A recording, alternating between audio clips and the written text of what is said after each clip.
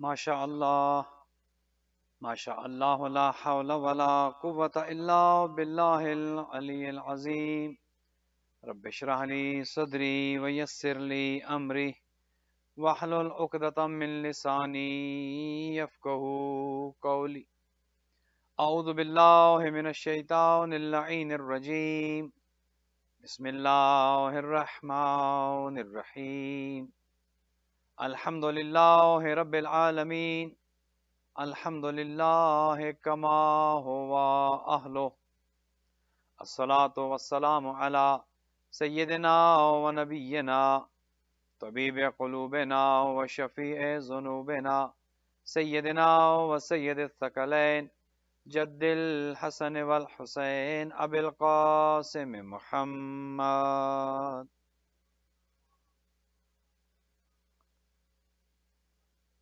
والصلاة والسلام علی اہل بیتہ الطیبین الطاہرین المعصومین الغر المیامین المنتجبین المکرمین الذین اذهب اللہ عنہم الرجس وطہرہم تطہیرا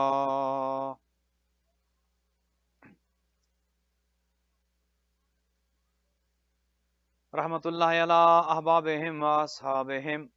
وشیعتہم ومحبیہم اجمعین ولعنت اللہ علی اعدائہم وقاتلیہم وظالمیہم من الآن الى قیام یوم الدین اما بعد فقد قال رسول اللہ صلی اللہ علیہ وآلہ وسلم ان الحسین مصباح الہدا والسفینۃ النجاة درود بھیجیے گا محمد وآل محمد۔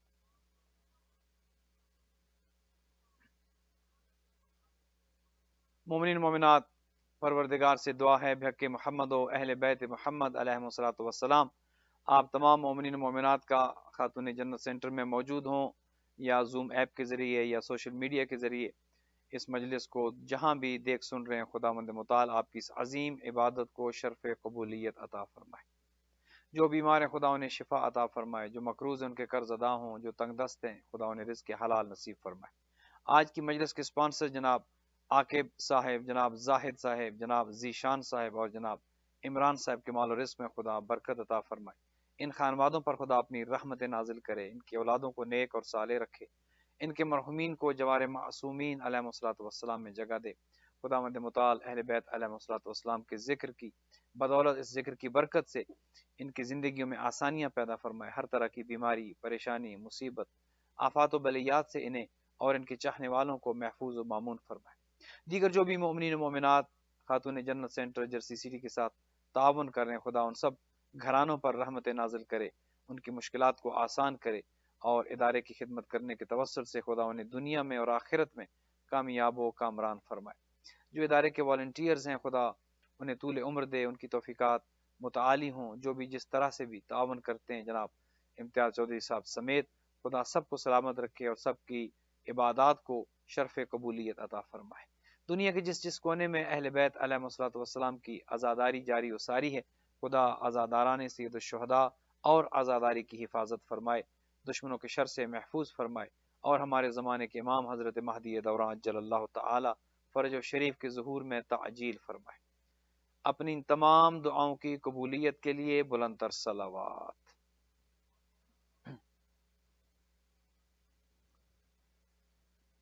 مومنین مومنات، یقیناً آج آپ تھک بھی چکے ہوں گے، جلوس تھا، الحمدللہ خدا آپ سب کی عبادت کو قبول کرے۔ بہترین طریقے سے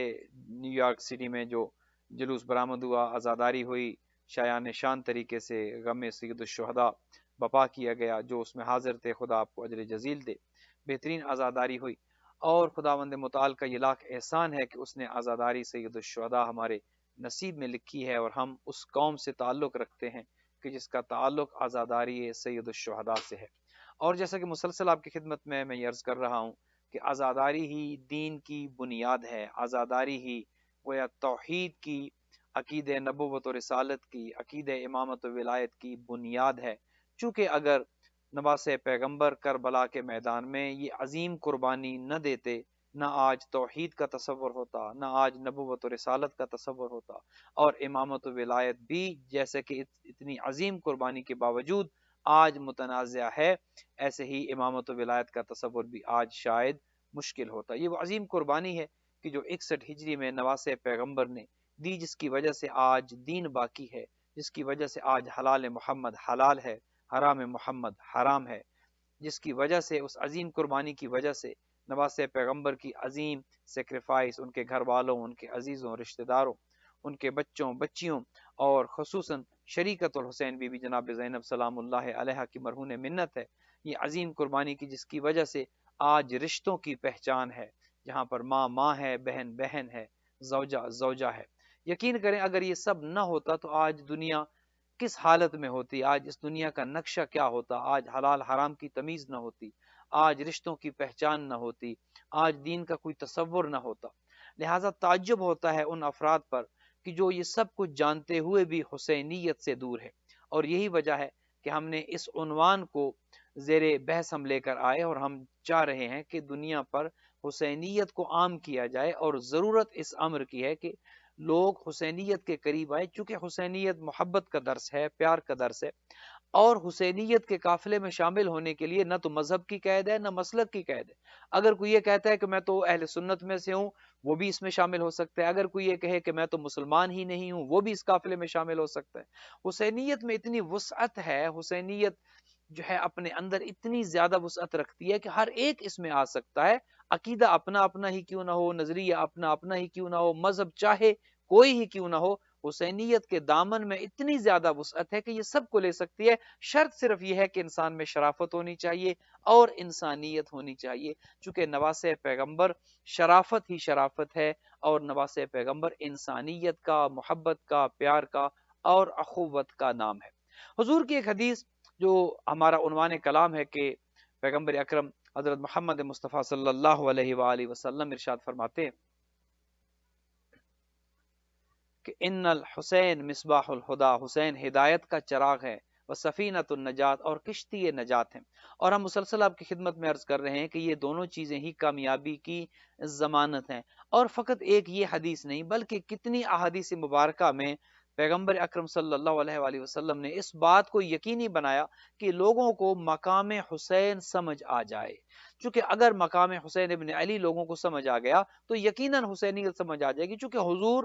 نہ فقط یہ کہ اپنے زمانے کے حالات سے باخبر تھے بلکہ آنے والے حالات کا بھی حضور کو علم تھا، اور حضور جانتے تھے کہ کیا ہونے والا ہے۔ یہی وجہ تھی کہ قدم قدم پر جہاں پر ولایت علی بن ابی طالب کا اعلان کرتے رہے، ہر جگہ پر علی بن ابی طالب کی خلافت کا، وصایت کا، امامت کا اعلان کیا، وہیں ساتھ ساتھ حسین ابن علی کا بھی تعارف کراتے رہے۔ وہ وقت کہ جب حضور ممبر پر موجود ہیں اور خطبہ ارشاد فرما رہے ہیں، اور سید الشہداء کا بچپنا ہے، آقا کریم کے نواسے ابھی بچپنے کے عالم میں، اور مسجد میں صحابہ کرام موجود ہیں، حضور ممبر پر تشریف رکھتے ہیں اور خطبہ ارشاد فرما رہے ہیں کہ نواسے پیغمبر مسجد نبوی میں داخل ہوتے ہیں۔ چونکہ اللہ سبحانہ و تعالیٰ کے حکم سے تمام دروازے تو بند کرا دیے گئے تھے، جو دروازے مسجد نبوی میں کھلتے تھے فقط ایک دروازہ کھلا رکھا گیا تھا، اور وہ دروازہ علی بن ابی طالب علیہ الصلوۃ والسلام کا تھا۔ اس گھرانے کی اہمیت کا اندازہ اس سے بھی لگتا ہے کہ دیکھیے جتنے دروازے اس مسجد میں کھلتے تھے، خدا نے اپنے حبیب سے کہا کہ سب بند کرا دیے جائے۔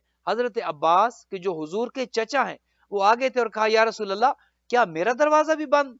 آپ کروا رہے ہیں؟ کیا میرا دروازہ کہ جو مسجد میں کھلتا ہے، جو صحن مسجد میں کھلتا ہے، کیا وہ دروازہ بھی بند ہو جائے گا؟ میری آپ سے قرابت داری یہ ہے، میری آپ سے رشتہ داری یہ ہے، میری اسلام کے لیے خدمات یہ ہیں، اور میرا مقام و مرتبہ یہ ہے۔ چونکہ حضرت عباس ابن عبد المطلب جو ہیں ان کا یقیناً ایک مقام تھا اور باعث شخصیت تھی، تو حضور نے کہا کہ نہ تو یہ دروازے میری مرضی سے کھلے رکھے گئے تھے، نہ میں نے کھلوائے تھے، نہ یہ دروازے میں بند کروا رہا ہوں، اللہ سبحانہ و تعالی ہی ان دروازوں کے بند کروانے والا ہے۔ لہٰذا خدا کا حکم یہ ہے کہ تمام دروازے جو مسجد نبوی میں کھلتے ہیں سب بند کروا دیے جائیں، فقط علی ابن ابی طالب کا دروازہ کھلا رہے۔ اسی دروازے سے حسین ابن علی علیہ الصلوۃ والسلام تشریف لاتے ہیں، صحن مسجد میں صحابہ کرام کا مجمع ہے، پیغمبر اکرم ممبر پر تشریف رکھتے ہیں اور خطبہ ارشاد فرما رہے ہیں کہ کیا دیکھتے ہیں کہ صحن مسجد میں اسی دروازے سے آقا کریم داخل ہوتے ہیں، سید الشہداء کا بچپنا ہے، امام حسین علیہ السلام کا بچپنا ہے، اور آقا کریم اپنے نانا کی طرف بڑھ رہے ہیں اس جانب کی جہاں پر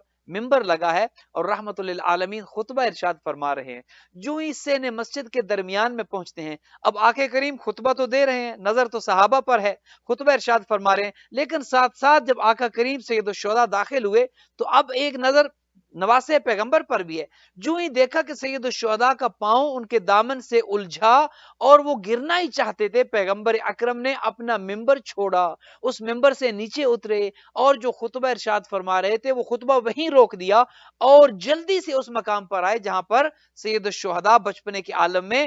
گرے ہی چاہتے تھے. پیغمبر اکرم نے گرنے سے پہلے سنبھالا، سینے سے لگایا اور واپس اسی ممبر پر جا کر بیٹھے جہاں پر خطبہ ارشاد فرما رہے تھے. سید الشہداء کو اپنے زانو پر بٹھایا. اب دیکھیے کتنے ایسے مواقع ہیں، کتنے ایسے مقامات ہیں جہاں پر آپ نے تعارف کرایا کہ یہ حسین کون ہے. جو خطبہ ارشاد فرما رہے تھے وہ وہیں روکا. اب کہا ایھا الناس ھذا حسین، اے لوگو، اے میرے صحابہ کرام، اے مسجد نبی میں بیٹھنے والے، اے مسلمانوں، اے میرا کلمہ پڑھنے والوں، ھذا حسین،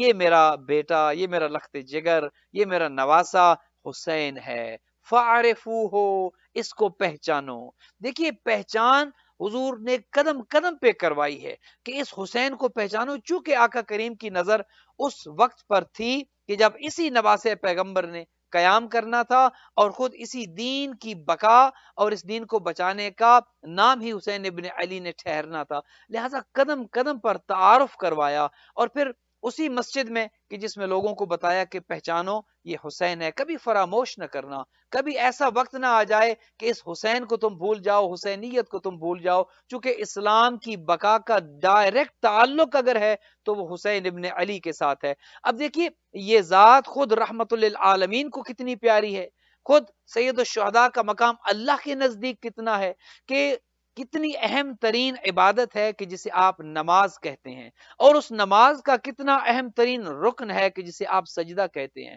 اور تمام مساجد میں مسجد الحرام کے بعد جو اگر عظیم ترین مسجد ہے تو وہ مسجد نبوی ہے. تو گویا مسجد نبوی ہو اور رحمت للعالمین کے جو تمام انبیاء کے سردار ہوں اور حالت نماز میں ہوں اور نماز کے عظیم ترین رکن سجدے میں ہوں اور رحمت للعالمین کے نواسے پشت پیغمبر پر سوار ہو جائیں. اب اگر دنیا سے سوال کیا جائے تو لوگ تو یہی کہیں گے بھئی نماز کا مقام بلند ہے، سجدے کا مقام بلند ہے، مسجد نبوی ہے، رحمت للعالمین حالت سجدہ میں ہے. لیکن اللہ سبحانہ و تعالی کو سید الشہداء کا پشت نبوت پر آ جانا اتنا اچھا لگا کہ اپنے حبیب سے کہا میرے حبیب سجدے کو طول دے دے، نماز میری ہے نا، یہ دین میرا ہے، نماز میری ہے، مسجد جو ہے اس میں عبادت میری ہو رہی ہے، آپ عبادت میری کر رہے ہیں، اور حسین بھی تو میرا ہے. حسین تو وہی ہے کہ جس نے اسی دین کو بچانا ہے، حسین وہی ہے کہ جس نے اسی سجدے کو بچانا ہے. تو گویا ایک مقام پر اور آ کر یہ دنیا کو بتایا کہ یہ وہ حسین ہے جس کے لیے عبادت روک دی جاتی ہے، یہ وہ حسین ہے جس کے لیے سجدے کو طول دے دیا جاتا ہے، یہ وہ حسین ہے کہ جس کے لیے نماز روک دی جاتی ہے اور حالت سجدہ کو طول دے کر اس نماز کو یہیں پر روک دیا جاتا ہے، چونکہ نماز بچانے والا حسین ابن علی ہے. اگر حسین نہ ہوتے تو اس نماز میں روح کہاں سے ہوتی؟ نماز کا تو انکار کر رہے تھے لوگ، اس نماز کا تو انکار کرنے والوں کی کثرت تھی کہ نہ کوئی وحی ہے، نہ کوئی نبوت ہے، نہ کوئی پیغمبر آئے ہیں، یہ بنی ہاشم کا ڈونگ تھا. یزید یہی تو بات عام کر رہا تھا. تو نواسے پیغمبر کا تعارف حضور نے بار بار اس حوالے سے کرایا کہ دیکھو تمام عبادتیں ایک طرف، لیکن ان عبادتوں کو اگر کوئی بچانے والی ذات ہے تو وہ حسین ابن علی ہے. اسی لیے کہا کہ حسین ہدایت کا چراغ ہے. لہٰذا اگر تمہیں روشنی چاہیے، ہدایت چاہیے تو در حسین پر آنا پڑے گا. اس کے بعد جہاں کہیں چلے جاؤ گے حسین کو چھوڑ کر نہ ہدایت ملے گی اور نہ نجات ملے گی. اور کتنی ایسی حدیثیں ہیں کہ جس میں حضور نے مقام سید الشہداء کا تعارف کرایا، اور وہ حدیث کے جو آپ کے بچے بچے کو اور شیعہ کے بچے بچے کو یاد ہے، فرمایا کہ حسین منی، حسین مجھ سے ہے، وَأَنَا مِنْ حسین، اور میں حسین سے ہوں. اور اس کے بعد اضافہ کیا اور کہا کہ احب اللہ من احب حسینا، اللہ اس سے محبت کرتا ہے جو حسین سے محبت کرتا ہے. دیکھیے ہر انسان یہ چاہتا ہے کہ وہ خدا کا محبوب قرار پائے،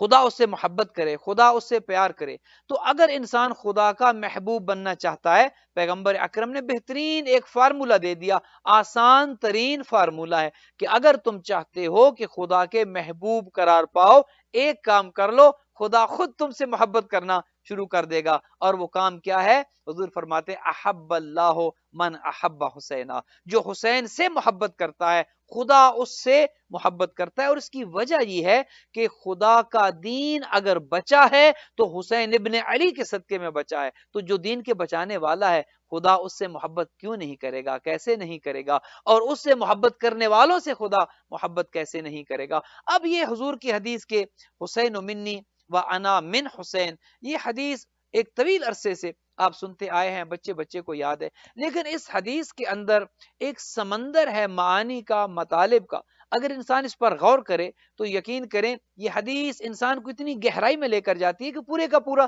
دین سمجھ آ جاتا ہے۔ اور اس حدیث کو اگر انسان سمجھ نہ پائے تو یہ حدیث خود ایک سوالیہ نشان ہے کہ بھئی دیکھیں، حسین و منی، حسین مجھ سے ہے، یہ بات تو ہر انسان سمجھ سکتا ہے کہ حضور نے فرمایا حسین مجھ سے ہے، چونکہ ہر نواسا نانے میں سے ہوتا ہے، نانے میں سے نواسے کا ہونا کوئی عجب بات نہیں ہے۔ لہٰذا حضور نے جب یہ ارشاد فرمایا کہ حسین و منی، حسین مجھ سے ہے، تو بات سمجھ آتی ہے کہ حسین علی بن ابی طالب کے فرزند ہیں، فرزند زہرا ہیں، اور جناب سیدہ خود خاتون قیامت جو ہیں وہ رحمت للعالمین کی دخترے نیک اختر ہیں، لہٰذا نواسے ہیں امام حسین رحمت للعالمین کے، اور نواسا نانے میں سے ہوتا ہے۔ لہٰذا اگر حضور یہ کہیں کہ حسین و منی، حسین مجھ سے ہے، تو بات سمجھ آتی ہے۔ لیکن اس کے بعد کی بات جو حضور نے ارشاد فرمائی وَأَنَا مِنْ حسین، کہ میں حسین میں سے ہوں، اب یہ بات اکثر لوگ سمجھ نہیں پاتے کہ یہ بات کیسے ہے۔ یہ بات تو سمجھ آ گئی کہ نواسا نانے میں سے ہوتا ہے، حسین ابن علی پیغمبر اکرم کے نواسے ہیں، لہٰذا حسین نانے میں سے ہیں، یہ بات تو سمجھ آ گئی۔ لیکن نانا نواسے میں سے کیسے ہیں؟ جیسے ام ابیہا، حضرت خاتون جنت کے لیے یہ کہا کہ فاطمہ سلام اللہ علیہا جو وہ ام ابیہا ہے، باپ کی ماں ہے، اس پر بھی لوگوں کو بات سمجھ نہیں آتی کہ بیٹی باپ سے ہوتی ہے، کوئی بیٹی باپ کی ماں کیسے ہو سکتی ہے؟ گو یہ کہ یہ ایک الگ بحث ہے، اور اس کا جو ہے وہ مناسب وقت یہ نہیں ہے کہ اس بحث کو چھیڑا جائے۔ البتہ ہم اس پر بحث ضرور کریں گے کہ وَأَنَا مِنْ حسین، پیغمبر اکرم نے جو یہ ارشاد فرمایا کہ میں حسین سے ہوں، یہ بات کیسے جو ہے وہ سمجھی جائے کہ نواسا تو نانے سے ہیں، نانا نواسے سے کیسے؟ یہ بات سمجھنے کے لیے عزادارین محترم مومنین کرام دو چیزوں کو سمجھنا ضروری ہوتا ہے، اور وہ دو چیزیں یہ ہیں کہ انسان کے تعارف کے لیے، انسان کی پہچان کے لیے دو چیزیں ہوتی ہیں، ایک ہوتا ہے اس کا نسب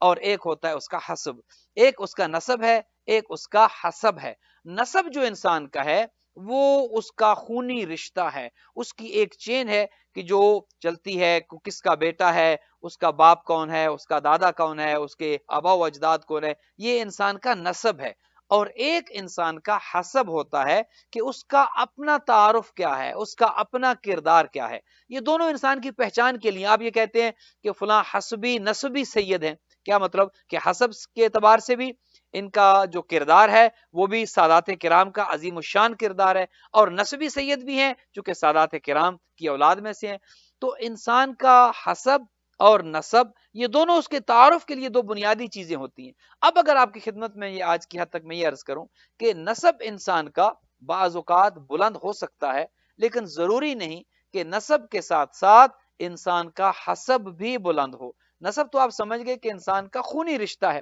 وہ کس کا بیٹا ہے، کس کا پوتا ہے، اس کا آبا و اجداد جو ہے ان میں کون ہے، یہ اس کا نسب ہے۔ وہ خود کیا ہے، یہ اس کا حسب ہے۔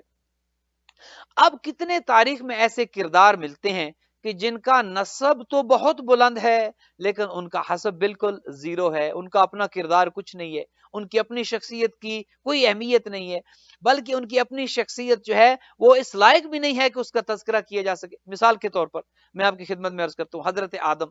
ابو البشر ہیں، اول مخلوق ہیں۔ سب سے پہلے خداوند متعال نے حضرت آدم کو خلق کیا انسانی شکل میں۔ یہ بات یاد رہے کہ حضرت آدم کی خلقت سے قبل کچھ نورانی ہستیاں موجود تھیں، لیکن وہ جامع بشریت میں نہیں تھی، وہ انسانی جسم میں نہیں تھی، وہ انوار موجود تھے۔ وہ کہ حضرت آدم کی خلقت کے کئی ہزار سال پہلے وہ انوار موجود تھے۔ علامہ مجلسی نے لکھا کہ وہ انوار کے جو نور محمد ہے، نور علی ابن ابی طالب ہے، نور فاطمہ الزہرا سلام اللہ علیہا ہے، نور حسنین کریمین ہے، ان سب انوار پر بلند تر درود بھیجے گئے محمد و آل محمد پر۔ گویا یہ انوار تو پہلے سے موجود تھے، لیکن جو سب سے پہلی انسانی شکل میں اللہ سبحانہ و تعالیٰ نے شخصیت بنائی، جو کردار بنایا، وہ حضرت آدم اور حضرت حوا۔ اب حضرت آدم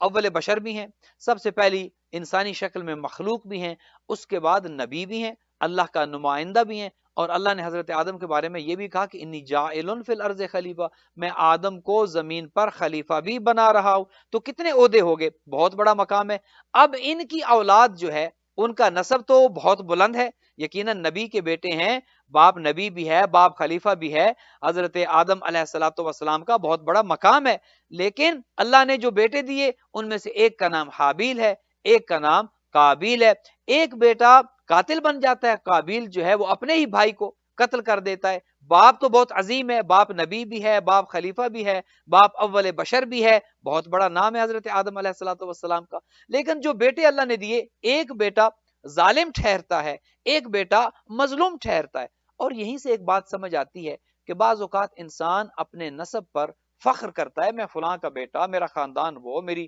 عزت اس وجہ سے کی جائے کہ میرا خاندان بلند ہے۔ یہ دیکھا جاتا ہے کہ خاندان تو آپ کا بلند ہے، آپ کیا ہو؟ وہ جو کہتے ہیں نا کہ پدرم سلطان بود، میرا باپ بادشاہ تھا، بھئی باپ تو بادشاہ تھا، آپ کیا ہیں؟ آپ ذرا اپنا تعارف کرائیں کہ آپ کی شخصیت کیا ہے، آپ کی حیثیت کیا ہے، آپ کا کردار کیا ہے، آپ کی کنٹریبیوشن کیا ہے، آپ کا رول کیا ہے، آپ کیا ہو؟ اب اگر تو حسب دیکھا جائے تو کچھ بھی نہیں ہے قابیل کا، نسب دیکھا جائے تو بہت بلند ہے۔ اچھا، نبی کا بیٹا ہے لیکن قاتل بن بیٹھا، قابیل اپنے بھائی حابیل کو قتل کر دیتا ہے، حسب جو ہے وہ بالکل زیرو ہو گیا، قاتل بن گیا، جہنمی ٹھہرا، اور حضرت آدم نے بھی گویا آگ کر دیا، اور اللہ سبحانہ و تعالیٰ کے دربار میں سے بھی اسے دھتکار دیا گیا چونکہ وہ اپنے بھائی کا قاتل ٹھہرا۔ اب یہاں پر ایک چیز سمجھ آگئی کہ بعض اوقات یہ ممکن ہے کہ انسان کا نسب تو بہت بلند ہو، نبی کا بیٹا ہے، لیکن حسب اتنا گر جائے کہ انسان عظیم تر جو ہے وہ گناہ میں مبتلا ہو جائے اور اپنے ہی بھائی کا قاتل ٹھہرے۔ اس کے بعد آگے آ کر دیکھیے حضرت نوح کے جو خود نبی ہیں، حضرت نوح کے جو سب سے پہلے صاحب شریعت نبی ہیں، شریعت حضرت نوح سے شروع ہوئی، اور حضرت نوح خوف خدا میں اتنا گریہ کرنے والے نبی ہیں کہ جن کا نام ہی نوح اس وجہ سے پڑ گیا کہ وہ نوحہ زیادہ کیا کرتے تھے۔ خوف خدا میں گریہ کرنا، رونا، نوحہ کرنا اتنا زیادہ کہ نام ہی نوح پڑ گیا۔ کتنے عظیم نبی ہیں، اولو العزم جو 5 انبیاء ہیں ان میں بھی حضرت نوح شامل ہیں۔ لیکن تو حسب تو اتنا، نسب تو اتنا بلند ہو گیا کہ باپ اتنا عظیم نبی ہے کہ جو اولو العزم بھی ہے، صاحب شریعت بھی ہے، لیکن اسی نوح کا بیٹا اس کشتی پر سوار نہیں ہوتا، وہ جو کشتی نجات تھی۔ اور حضرت نوح خداوند متعال سے جب سیلاب آیا تو کہتے ہیں کہ اے خدا، یہ تو میرا بیٹا میرے اہل میں سے ہے، اور اللہ سبحانہ و تعالی نے کہا کہ نہیں، انہو لیس من اہلک، اے نوح یہ تیرے اہل میں سے نہیں ہے۔ گویا یہ بھی ممکن ہے کہ باپ نبی ہو اور بیٹا اس نبی کے اہل میں سے نہ ہو، یعنی نااہل ہو جائے۔ اللہ سبحانہ و تعالیٰ نے حضرت نوح کے بیٹے کو خود نااہل قرار دیا کہ تیرا بیٹا نہیں ہے، اور اس کی ایک وجہ یہ بھی تھی کہ حضرت نوح نے جب اپنے بیٹے سے کہا کہ آؤ تم بھی اس کشتی پر سوار ہو جاؤ تاکہ بچ جاؤ، جو سوار ہو جائے گا وہ بچ جائے گا، اور جو اس کشتی پر، کشتی نجات پر سوار نہیں ہوگا۔ یہاں پر ایک چیز پھر سمجھ آئی کہ جو بھی بچتا ہے وہ بچتا وہی ہے، زندگی اسی کی بچتی ہے، کامیاب و کامران وہی ہوتا ہے جو کشتی نجات پر سوار ہوتا ہے۔ ایک کشتی وہ تھی جو حضرت نوح کی تھی، اور ایک کشتی یہ ہے کہ جو سفینۃ النجات ہے، جسے حضور فرماتے ہیں کہ وہ حسین ابن علی کی کشتی ہے، وہ حسینیت کی کشتی ہے۔ تو جو نوح کی کشتی پر سوار ہوئے وہ بچ گئے، ادھر جو حسینیت کی کشتی پر سوار ہوئے وہ بچ گئے۔ بیٹے نے کہا کہ میں تو سوار نہیں ہوں گا، باپ نے کہا کہ سوار نہیں ہوگے تو ہلاک ہو جاؤ گے۔ بیٹا کہتے ہیں نہیں، میں تو بہت سمارٹ ہوں، میں تو بہت تیز ہوں، میں تو بہت ذہین ہوں، میں بچ جاؤں گا۔ بھئی کیسے بچو گے؟ بیٹے نے کہا میں تو پہاڑ پر چڑھ جاؤں گا، پہاڑ پر چڑھ کر اپنی جان بچا لوں گا۔ گویا یہاں پر ایک تو یہ کہ نبی کی نافرمانی کی، اور نبی کی نافرمانی کر کے پہاڑ پر چڑھنے کی بات کی۔ کچھ وہ ہیں کہ جو پہاڑ پر چڑھ کر نبی کے نافرمان ٹھہرتے ہیں، کچھ وہ ہیں جو پہاڑ پر کو چھوڑ کر نبی کے نافرمان ٹھہرتے ہیں۔ حضرت نوح اس کو روک رہے ہیں، پہاڑ پر نہ چڑھو، یہ چڑھ گیا، نافرمان ٹھہرا۔ وہاں پر رحمت للعالمین جنگ احد میں ان اصحاب کرام کو کہہ رہے ہیں کہ اس پہاڑی کو نہ چھوڑنا، چھوڑ دیا تو نافرمان ہو جاؤ گے، اور وہی ہوا۔ ایک بیٹا یہاں پر نافرمان ٹھہرا کہ نبی کی حکم عدولی کی، اور کچھ اصحاب کرام نے وہاں پر رحمت للعالمین کی حکم عدولی کی اور جنگ احد میں اس پہاڑی کو چھوڑ دیا اور نافرمان ٹھہرے۔ تو خدا نے کہا کہ اے نوح، یہ تیرا بیٹا تیرے اہل میں سے نہیں ہے، چونکہ یہ تیرا نافرمان ہے۔ تو یہ بھی ہو جاتا ہے کہ باپ نبی ہو، بیٹا نا اہل نکلے، باپ نبی ہو، بیٹا قاتل نکلے، باپ نبی ہو، بیٹا نافرمان نکلے، اور بیٹا جہنم کا ایندھن بن جائے۔ ایک چیز اور سمجھ آ گئی کہ بعض اوقات نسب تو بہت بلند ہوتا ہے، باپ نبی بھی ہو سکتا ہے، بیٹا نافرمان نکل سکتا ہے۔ ایک چیز آپ کی خدمت میں یہاں پر عرض کر دوں، ایک نقطہ ذہن میں آ گیا، اور وہ یہ کہ اگر حضرت آدم اور حضرت نوح جیسے بزرگ انبیاء کے بیٹے نافرمان نکل سکتے ہیں، آپ اور میں کس باغ کی مولی ہیں؟ آپ اور میں کیسے یہ یقین کر لیتے ہیں کہ ہمارے بچے تو بڑے نیک نکلیں گے، ہمارے بیٹے، ہمارے بچی، ہماری اولادیں تو سلمان و ابو ذر بنیں گی اور بڑے نیک بنیں گے، اور ہم انتہائی اطمینان سے بیٹھے رہتے ہیں، کوئی بچوں پر کام نہیں کرتے، بھئی ہم تو بڑے اچھے مومن ہیں، بڑے عزادار ہیں، ہماری اولادیں تو گمراہ نہیں ہوں گی۔ جب حضرت نوح کا بیٹا نہیں بچ سکتا، حضرت آدم کا بیٹا قاتل نکل سکتا ہے، تو آپ کی اور میری اگر ہم اپنی اولادوں کو سینٹر تک بھی نہ لائیں، ماں بارگاہوں تک میں نہ لائیں، مجالس کا ہماری اولادوں کو پتہ نہ، اور آج بدقسمتی سے اکثر جو ہے وہ خبریں ملتی ہیں کہ نوجوان نسل جو ہے، الحمدللہ کچھ ایسے نوجوان کے جو آج کی مجلس کو سپانسر کر رہے ہیں، یہ نوجوان بھی اچھے ہیں، اور اس کے علاوہ اور بھی ہماری کمیونٹی میں بہت ایسے نوجوان ہیں جو متوجہ ہیں، مراکز میں آتے ہیں، سینٹرز میں آتے ہیں، اپنے آپ کو والنٹیئر کرتے ہیں، لیکن اس کے باوجود کثیر تعداد ایسے نوجوانوں کی ہے کہ جو متوجہ نہیں ہے، اور ان نوجوانوں کے والدین سے اگر پوچھا جائے تو وہ کہتے ہیں نہیں الحمدللہ ہماری اولادیں تو بہت نیک ہیں۔ بھئی کیسے نیک ہے؟ اگر نبی کا بیٹا بگڑ سکتا ہے تو آپ کا اور میرا بیٹا جو ہے وہ کیا نبی کے بیٹوں سے بہتر ہے، یا ہم معاذ اللہ انبیاء سے بہتر ہے؟ اگر انبیاء نبی ہوتے ہوئے اپنے بچوں کو نہیں بچا سکے تو آپ کی اور میری کیا حیثیت ہے؟ ہمیں بہت زیادہ کام کرنا ہے اپنی نوجوان نسل پر، اپنے بچوں پر۔ اور ایک اور چیز آپ کی خدمت میں عرض کروں، اکثر ہوتا یہ ہے، ہم انتظار کرتے ہیں بڑے ہو جائیں گے تو بتائیں گے، بڑا ہوگا تو بچہ تو نماز پڑھائیں گے، بیٹی جو ہے وہ 9 سال پر میں حجاب واجب ہوتا ہے، 9 سال کی ہوگی تو حجاب سکھائیں گے، بیٹا 15 سال میں بالغ ہوگا، 15 سال کا ہوگا تو نماز سکھائیں گے۔ جب وہ بچی 9 سال کی ہو جاتی ہے، جب وہ بیٹا 15 سال کا ہو جاتا ہے، وہ دونوں ہمارے ہاتھ سے نکل جاتے ہیں، نہ وہ بیٹی ہاتھ آتی ہے نہ وہ لڑکا ہاتھ آتا ہے۔ لہٰذا ضرورت اس امر کی ہے پہلے دن سے آغوش مادر سے تربیت شروع کرنی ہے، نہ 9 سال کا انتظار کریں نہ 15 سال کا انتظار کریں، اول روز سے۔ بلکہ یہاں تک کہا گیا ہے کہ شادی سے قبل پلاننگ شروع کرو، بچوں کی تربیت کیسے کرنی ہے۔ نکاح کرنا مستحب ہے، شادی کرنا واجب نہیں ہے، لیکن اولاد پیدا ہونے کے بعد اس کی تربیت کرنا واجب ہے۔ تو اگر حضرت آدم کا بیٹا گمراہ ہو سکتا ہے، حضرت نوح کا بیٹا گمراہ ہو سکتا ہے، حسب تو بہت بلند ہے، لیکن نسب میں وہ بالکل زیرو نکلتے ہیں، نسب میں وہ بالکل گنہگار نکلتے ہیں، نسب میں بالکل وہ جہنم کا ایندھن بن جاتے ہیں۔ اب دوسری طرف آئیے، کچھ ایسے بھی ہیں کہ جن کا نسب ظاہری طور پر بالکل کچھ نہیں ہے، لیکن ان کا حسب اتنا بلند ہے کہ ظاہری طور پر خاندانی بیک گراؤنڈ دیکھیں تو کچھ نہیں ہے۔ بلال حبشی، اسے کوئی منہ نہیں لگاتا، اس کی کوئی اہمیت لوگوں کے سامنے نہیں ہے، لوگ اسے جو ہے وہ کچھ نہیں سمجھتے، لوگ اس کا مذاق اڑاتے ہیں۔ نسب جو ہے وہ تو کچھ نہیں ہے، لیکن حسب اتنا بلند ہے کہ خاتون قیامت سے چچا بلال کہہ کر بلاتی ہے، حضور اسے مؤذن قرار دیتے ہیں، اور جب تک حضرت بلال آزان نہیں دیتے تب تک جو ہے وہ فجر نہیں ہوتی، تب تک جو ہے وہ سورج طلوع نہیں ہوتا، تب تک صبح نہیں ہوتی۔ تو ایک چیز اور سمجھ آ گئی کہ بعض اوقات حسب انسان کا بلند ہوتا ہے، نسب بلند نہیں ہوتا۔ بعض اوقات نسب اتنا زیادہ بلند ہے کہ نبی کے بیٹے ہیں، حسب میں بالکل زیرو نکلتے ہیں۔ تو اب یہ بات، اس کے علاوہ خود سلمان فارسی کو دیکھ لیں، سلمان محمدی کو دیکھ لیں کہ ظاہری طور پر ان کا نسب کوئی اتنا اچھا نہیں ہے، اور پھر لوگ مذاق اڑاتے تھے۔ اصحاب کرام حضرت سلمان سے بار بار پوچھتے تھے، سلمان بتاؤ تو صحیح، تم فارس سے آئے ہو، تمہارا باپ کون ہے؟ چونکہ یہ جو قریش مکہ تھے یہ اپنے آپ کو پتہ نہیں کیا سمجھتے تھے، اور جب سلمان فارسی حضور کی بزم میں آئے، سلمان کا انہوں نے مقام دیکھا، سلمان کو حضور نے جب اہمیت دی سلمان کو، تو لوگوں نے دیکھا تو جیلسی تو ایک فطری عمل ہے ان کے ذہن میں، ان کے دلوں میں جب یہ پیدا ہوئی تو بار بار سلمان سے پوچھتے، سلمان تم بتاؤ تو صحیح، تم کون ہو، تمہارا باپ کون ہے، تاکہ ہم سلمان کا مذاق اڑا سکیں کہ سلمان کا جو خاندانی پس منظر ہے وہ تو بہت کمزور ہے۔ سلمان کا جو نسب ہے وہ انتہائی کمزور ہے. بار بار جب سلمان سے پوچھتے کہ بتاؤ تمہارا باپ کون، تمہارا دادا کون، تمہارا خاندان کون سا ہے، تمہاری ذات کیا ہے، تو حضور نے پھر جواب دیا کہ تم سلمان سے کیا پوچھتے ہو کہ اس کا خاندان کیا ہے، مجھ سے پوچھو، السلمان منا اہل البیت، سلمان تو ہم اہل بیت میں سے ہے. تو بعض اوقات یہ بھی ہو جاتا ہے کہ نسب تو انتہائی کمزور ہوتا ہے لیکن کردار اتنا بلند ہو جاتا ہے، حسب اتنا بلند ہو جاتا ہے کہ حضور ایک ایسے شخص کو کہ جو عرب بھی نہیں ہے، عجم سے اٹھ کر آیا ہے، جس کا خاندانی پس منظر بھی کوئی اتنا اچھا نہیں ہے، حضور یہ کہتے ہیں کہ یہ تو ہم میں سے، ہم اہل بیت میں سے ہے. لہٰذا اب یہ حدیث ہمیں سمجھ آئے گی کہ حسین و منی و انا من حسین. جب حسب اور نسب دو چیزیں ہمیں سمجھ آ گئیں تو ایک ہے نسب کی جو خاندان کا تعلق ہے، حضور کہتے ہیں حسین و منی، حسین مجھ میں سے ہے، یعنی حسین کا نسب یہ ہے کہ حسین مجھ میں سے ہے، حسین میرا نواسا ہے، حسین میرا بیٹا ہے، میری بیٹی کا بیٹا ہے،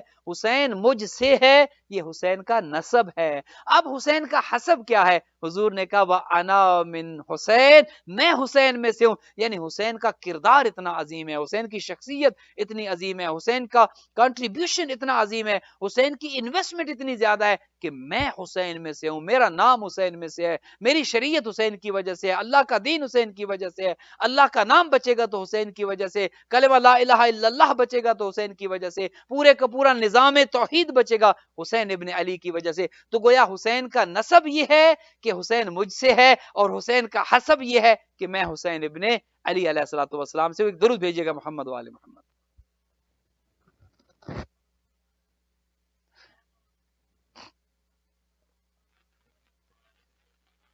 تو جس ذات گرامی کا کردار اتنا زیادہ بلند ہو کہ رحمت للعالمین جیسا نبی کہ جو 1,23,999 انبیاء کا بھی سردار ہو، وہ یہ کہے کہ میں حسین کی وجہ سے ہوں، میں بچا ہوں تو حسین کی وجہ سے، اللہ کا دین بچے گا حسین ابن علی کی وجہ سے. تو پھر سمجھنا یہ پڑے گا، اگر آپ کو دوسری مجلس یاد ہو جس میں ہم نے یہ کہا تھا کہ حسین وارث انبیاء ہیں، زیارت وارثہ میں جو آپ یہ پڑھتے ہیں کہ السلام علیکم یا وارث آدم صفوت اللہ، وارث نوح نبی اللہ، وارث ابراہیم خلیل اللہ، یہ تمام انبیاء کی وراثت حسین ابن علی کے پاس کیسے آتی ہے؟ اسی وجہ سے آتی ہے کہ حسین کا نسب تو بلند ہے ہی ہے، حسین کا حسب اتنا بلند ہے کہ تمام انبیاء کی محنتوں کو بچانے والے حسین ابن علی ہیں. تمام انبیاء نے، اب آپ اندازہ کر لیں، حضرت آدم سے لے کر حضرت رحمت للعالمین تک 1,24,000 انبیاء کے آنے میں کتنا عرصہ لگا ہوگا. حضرت نوح کو دیکھ لیجئے کہ 950 سال تو انہوں نے تبلیغ کیا، 2,500 سال ان کی عمر ہے. دیگر تمام انبیاء کی آپ پوری ایجز کو دیکھ لیں، ان کی خدمات کو دیکھ لیں، ان کی تبلیغات کو دیکھ لیں، حضرت آدم سے لے کر آخری نبی تک کا آپ پورا عرصہ دیکھیں، کتنی کتنی زحمتیں اٹھائی ہیں انبیاء نے، کتنی کتنی. حضرت نوح کو جو ہے وہ پتھروں کے نیچے دبا دیا جاتا تھا جب کہتے کہ قولوا لا الہ الا اللہ، تو حضرت نوح کو لوگ پتھر مارتے. آج بھی بدقسمتی سے جو دین کی بات کرے، جو تبلیغ کی بات کرے، جو ہے وہ بہتری کی بات کرے، آج جس طرح حضرت نوح پر پتھر برسائے جاتے تھے، آج بھی بدقسمتی سے ایسے افراد جو ہے وہ شکار ہو جاتے ہیں مختلف طرح کے جو ہے وہ الزامات کا. تو دین کی خدمت جو ہے، دین کے لیے آپ کو تکالیف برداشت کرنی ہے. تمام انبیاء نے جو تکالیف برداشت کی، 1,24,000 انبیاء نے وہ تکالیف برداشت کرنے کے بعد ان کا کام ابھی تک ادھورا تھا. اسی لیے ان سب کی وراثت، سب کا ورثہ آتا ہے نواسے پیغمبر کے پاس، آتا ہے سید الشہداء کے پاس. اب حسین ابن علی کا کردار اب کربلا میں سمجھیے، اب سمجھیے کہ حسینیت کسے کہتے ہیں، اب سمجھیے کہ حسین ابن علی کا مقام و مرتبہ کیا ہے، کہ تمام انبیاء کی محنت، تمام انبیاء کا کردار، تمام انبیاء کی تبلیغات کا نچوڑ اب حسین ابن علی کے ہاتھ میں ہے. اب اگر حسین معاذ اللہ ثم معاذ اللہ یزید کی بیعت کرتے ہیں تو حسین ابن علی کی بیعت نہیں کہی جائے گی، کہا جائے گا کہ آدم نے یزید کی بیعت کر لی، شیث نے یزید کی بیعت کر لی، حضرت نوح نے یزید کی بیعت کر لی، ابراہیم نے یزید کی بیعت کر لی، تمام انبیاء نے، موسیٰ، عیسیٰ، زکریا، یا تمام انبیاء کے آپ نام لیتے جائیں، ہر نبی نے یزید کی بیعت کر لی اگر معاذ اللہ حسین ابن علی بیعت کر لیتے. لہٰذا جب حسین سے بیعت مانگی جاتی ہے تو کیوں یہ کہا کہ مثلی لا یبایع مثلا، مجھ جیسا اس جیسے کی بیعت نہیں کرتا. حسین ابن علی جانتے تھے کہ یہ میں فقط میری ذات نہیں ہے، یہ فقط میں ایک انسان نہیں ہوں، میں ایک شخص نہیں ہوں، تمام انبیاء کی وراثت اس وقت میرے پاس ہے، مجھ جیسا اس جیسے کی. اور یہ تاریخی جملہ ہے، یقین کریں یہ اگر سونے کے حروف سے بھی لکھوایا جائے تو اس کہ اس جملے کی اہمیت زیادہ ہے جو آقا نے کہا کہ مجھ جیسا اس جیسے کی بیعت نہیں کر سکتا. یہ بھی تو کہہ سکتے تھے کہ میں حسین ابن علی اس یزید ابن معاویہ کی بیعت نہیں کرتا، لیکن جملہ یہ ارشاد فرمایا کہ مجھ جیسا اس جیسے کی بیعت نہیں کر سکتا. آدم مجھ جیسا، نوح مجھ جیسا، ابراہیم مجھ جیسے، یا زکریا مجھ جیسے، موسیٰ و عیسیٰ مجھ جیسے، جو مجھ جیسا ہوگا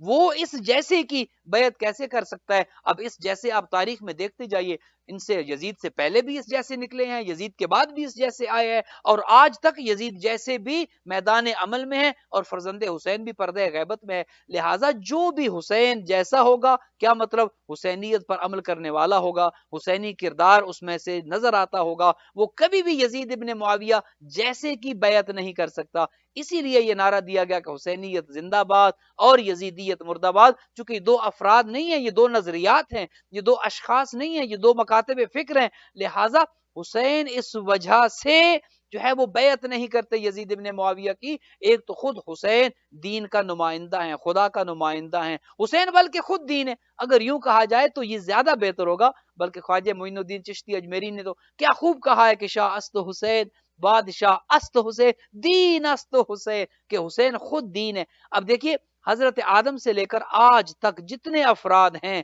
آپ سب کو کیا کہتے ہیں کہ یہ سب دیندار ہیں، دین پر چلنے والے ہیں. آپ کسی کو یہ نہیں کہتے کہ دین ہے، دین تو اسلام ہے. لیکن خواجہ کی معرفت دیکھیے، وہ یہ کہتے ہیں کہ شاہ است حسین بادشاہ است دین است حسین خود دین ہے. گویا پوری کائنات دین پر چل کر دیندار بن جاتی ہے، لیکن حسین ابن علی خود دین ہے. دیندار ہونا اور بات ہے، خود دین ہونا اور بات ہے. اور یہی وہ وجہ تھی کہ سرداد نہ داد دست در دست یزید حقا کے بنا لا الہ است حسین. حسین ابن علی نے سر تو دے دیا لیکن بیعت نہیں کی، ہاتھ نہیں دیا، یزید کو خلیفہ نہیں مانا، یزید کو حاکم نہیں مانا. اور یہ آقا کریم کا سید الشہداء کا وہ جملہ کہ عزت کے ساتھ مر جانا ذلت کے ساتھ زندہ رہنے سے کئی درجے بہتر ہے. اور یہی وہ عزت کی موت تھی کہ جس نے آج اسلام کو زندگی دی ہے، جس نے آج اسلام کو جلا بخشی ہے. آج اگر خدا نخواستہ آج اسلام باوجود اس کے اتنی بڑی قربانی سید الشہداء نے دی ہے، باوجود اس کے اسلام پر کتنے بڑے بڑے حملے ہو رہے ہیں باہر سے بھی اور اندر سے بھی، لیکن حسین ابن علی نے جو قربانی دی ہے، چونکہ قربانی دی اس لیے چونکہ حسین ابن علی پر جو ذمہ داری تھی وہ یہ تھی کہ حسین تو ہدایت کا چراغ ہے اور ہدایت کے چراغ کا کام ہی روشنی دینا ہے. اگر حسین قیام نہ کرتے کربلا میں، اس کا مطلب یہ تھا کہ 1,24,000 انبیاء نے بھی بیعت کر لی، اس کا مطلب یہ تھا کہ علی بن ابی طالب اور حسن مجتبیٰ نے بھی بیعت کر لی. لہٰذا حسین ڈٹ گئے میدان میں.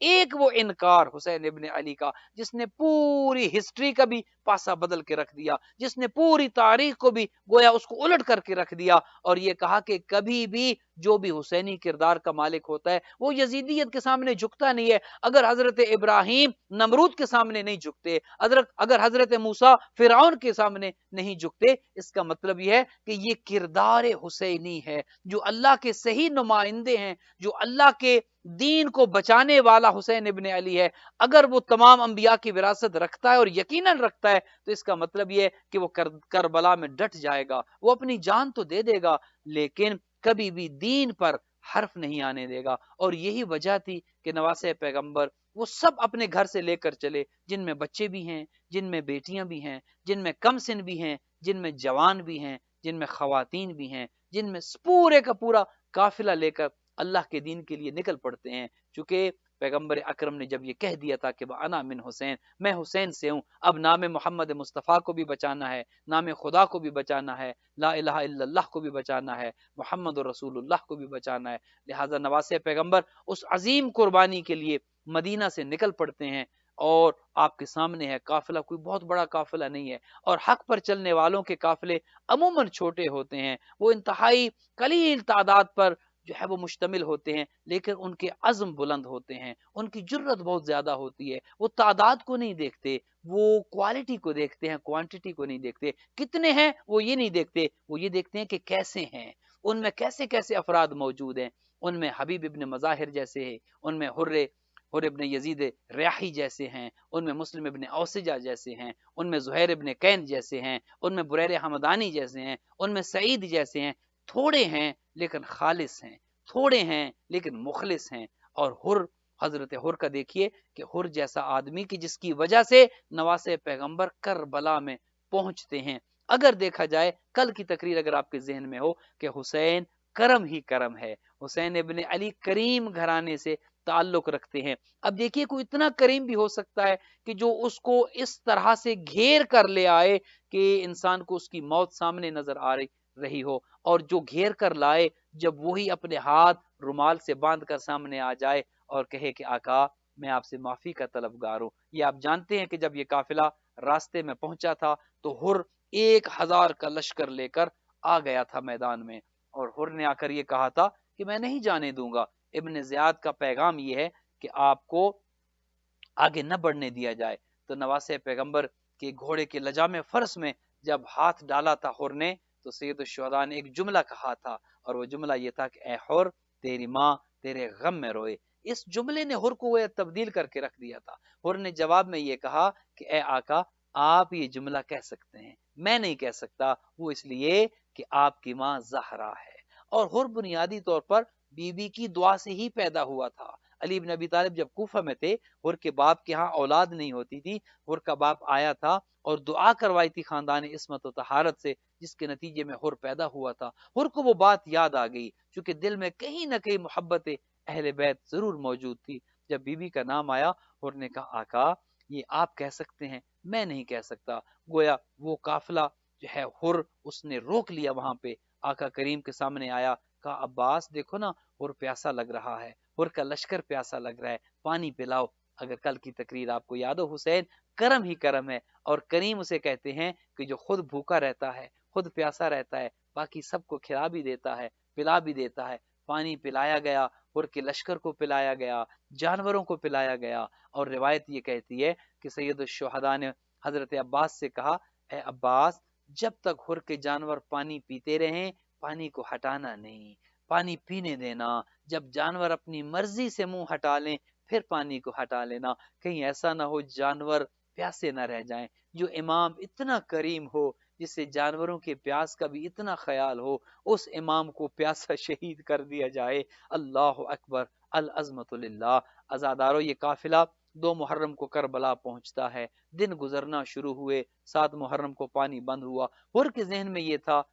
جنگ نہیں ہوگی, نواسے پیغمبر کو کون قتل کرے گا, یہ تو آقا کریم کے نواسے ہیں, انہیں کون قتل کرے گا. اور جب شب عاشور آ گئی, حر نے جب یہ دیکھا کہ نہیں تلواریں نیام سے باہر آ رہی ہیں, تیر خنجر تلواریں سب تیار کیے جا رہے ہیں,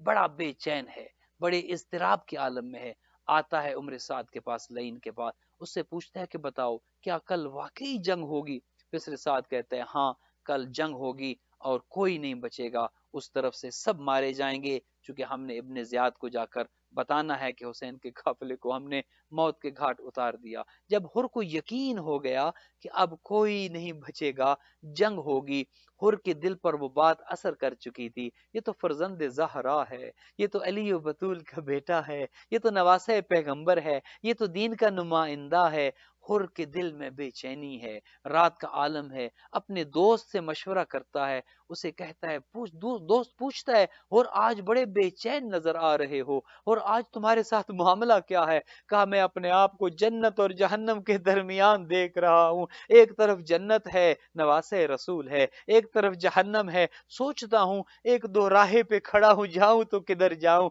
آخر عزاداران محترم حر نے فیصلہ کر لیا کہ میں نے جہنم سے نکل کر جنت کی طرف جانا ہے. غلام کو کہتا ہے میں تجھے آزاد کرتا ہوں. غلام کہتا ہے جب تک جہنم میں رہے مجھے ساتھ رکھا, اب جنت کی طرف جاتے ہو تو مجھے ساتھ لے کر نہیں جاتے. عزادارو غلام بھی ساتھ ہو لیا, حر کا بیٹا علی بن حر بھی ساتھ ہو لیا, حر کا بھائی بھی ساتھ. ادھر سے یہ 4 کا قافلہ چلا, ادھر سے حضرت عباس نے دیکھا حر آ رہا ہے, آقا کریم کو بتایا اے نواسہ پیغمبر ادھر سے حر آ رہا ہے. کہا عباس اور آج میرا مہمان بن کے آ رہا ہے۔ اور مہمان بن کے حضرت علی اکبر اٹھے، حضرت عباس اٹھے۔ آقا نے کہا میں حر کا استقبال کروں گا۔ حضرت عباس بھی آگے بڑھے، اے آقا آپ حر کا استقبال کریں، اس کا بھائی بھی تو ساتھ ہے نا، میں حر کے بھائی کا استقبال کروں گا۔ حضرت علی اکبر بھی آگے بڑھے، اے بابا جان حر کا بیٹا بھی تو آ رہا ہے، میں حر کے بیٹے کا استقبال کروں گا۔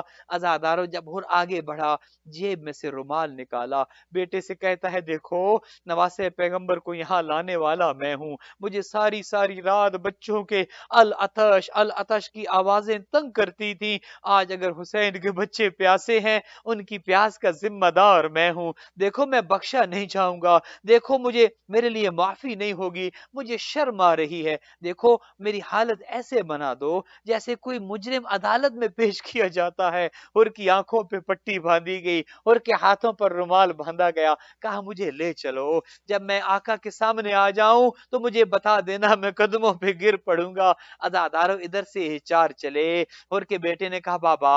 دیکھتے ادھر سے کون آ رہا ہے، کہا وہاں سے تو علی اکبر بڑھ رہے ہیں، اور نے کہا اللہ اکبر، اس گناہگار کے استقبال کے لیے علی اکبر آ رہے ہیں۔ پھر کہا بابا جانتے ہو اور کون آ رہا ہے، کہا بتاؤ، کہا عباس ابن علی آ رہے ہیں، اور نے کہا اللہ اکبر، عباس ابن علی اس گناہگار کے استقبال کے لیے۔ پھر عزادارو اتنے قریب پہنچ گئے، بیٹے نے کہا اور جانتے ہو کس کے سامنے کھڑے ہو، کہا بتاؤ، کہا خود حسین ابن علی تمہارے سامنے کھڑے ہیں۔ عزادارو اتنا بتانا تھا، حر نے چاہا کہ آقا کے قدموں پر گر پڑے، سید الشہداء نے حر کو سنبھالا، حر کو اٹھایا اور سینے سے لگایا۔ میں کہوں گا باہر میرے کریم امام، حر کی غلطی کو بھلا دیا، حر کو سینے سے لگایا، اور سنو گے کیا جملہ کہا اے میرے بھائی حر، انت اخی فی الدنیا والآخرہ، تو دنیا میں بھی میرا بھائی ہے، آخرت میں بھی میرا بھائی ہے، انت حر فی الدنیا والآخرہ، تو آزاد ہے، دنیا میں بھی آزاد ہے، آخرت میں بھی آزاد ہے۔ کہا آقا یہ میرے بندے ہاتھوں کی طرف دیکھے، آقا آپ کو یہاں لانے والا میں ہوں، آپ کے بچوں کو پیاسا رکھنے والا میں ہوں، علی و بطول کی بیٹیوں کو اس جنگل میں ٹھہرانے والا میں ہوں، آقا کیا مجھے معافی مل جائے گی؟ کہا حر میں نے تو تجھے اسی وقت معاف کر دیا تھا جب تو نے میری ماں کا احترام کیا تھا، جو میری ماں زہرا کا احترام کرتا ہے حسین اس سے کبھی ناراض نہیں ہوتا۔ عزادارو اتنا کہنا تھا، اور نے کہا آقا مجھ پر ایک احسان اور کر دیں، آقا میں چاہتا ہوں سب سے پہلی قربانی میری ہو، آقا سب سے پہلے آپ پر قربان میں ہوں۔ عزادارو اجازت مل گئی، اور اجازت دیتے ہوئے آقا نے ایک جملہ کہا اے حر تم ہمارے مہمان ہو، اور ہم جب مہمان کو پانی بھی نہ پلا سکے، پیاسا رکھنے سے بہتر ہے تم شہید ہو جاؤ، جاؤ بابا علی کوثر پلائیں گے، جاؤ نانا محمد کوثر پلائیں گے۔ عزادارو حر کو اجازت ملی، حر کو اجازت ملی، حر نے کہا پہلے میں جاؤں یا بیٹے کو بھیجوں؟ ذہن میں خیال آیا اگر میں چلا گیا ہو سکتا ہے بوڑھے باپ کا جنازہ دیکھ کر بیٹا موت سے فرار کرنے کی کوشش کرے، کہا پہلے بیٹے کو بھیجوں گا۔ عزادارو آپ کی زحمت تمام آخری جملے ہیں، حر کا بیٹا آتا ہے لڑتے لڑتے بابا کو بلاتا ہے یا ابتا ادرکنی، اے بابا میری مدد کو آؤ، اب میں زین کو چھوڑ رہا ہوں۔ عزادارو حر بوڑھا تھا، اٹھا تاکہ بیٹے کے جنازے پہ آیا ہے تو کیا دیکھتا ہے سید الشہداء پہلے سے موجود ہیں، حر کے بیٹے کا جنازہ گود میں رکھا ہے، اور کہتے ہیں آقا یہ تو غلام زادہ ہے، آپ اس کے جنازے کو اٹھانے کیوں آئے؟ کہا حر میرے نانا کی شریعت یہ کہتی ہے کوئی بوڑھا باپ اپنے جوان بیٹے کا جنازہ نہ اٹھائے، میں کہوں گا آقا آج حر کے بیٹے کا جنازہ تو آپ نے اٹھایا، ابھی کچھ دیر کے بعد جب علی اکبر زین سے زمین پہ آئیں گے کون آئے گا جو کہے گا حسین آپ ہٹ جائے، علی اکبر کا جنازہ ہم اٹھاتے ہیں۔ الا لعنت اللہ علی القوم الظالمین وسیعلم الذین ظلموا ای منقلب ینقلب